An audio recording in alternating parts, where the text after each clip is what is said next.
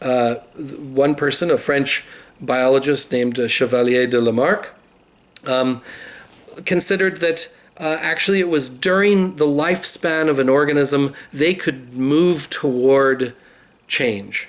That he saw something like, for instance, a giraffe constantly strained to reach the higher and higher leaves, and if they strained enough in their lifetime, they would pass on that longer neck to their offspring.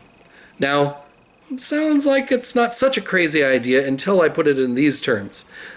If I were to say, I'm going to lift weights because I want my child to be really, really strong, doesn't work, right? Because we now understand that what is being passed down are characteristics that are independent of what happens in your own lifetime.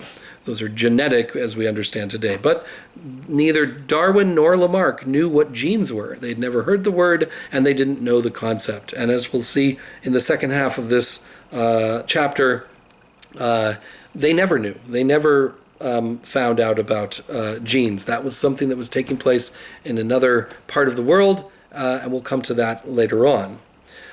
Darwin rejected Lamarckianism, which is the concept of acquired inheritance, that you inherit things that were acquired during your parents' lifetimes. That is now rejected, and Darwin even rejected it himself and proposed a different mechanism for change in biology, which is natural selection. And like I said, Darwin didn't invent this, he didn't come up with this, but it was independently discovered by a man named Alfred Russel Wallace.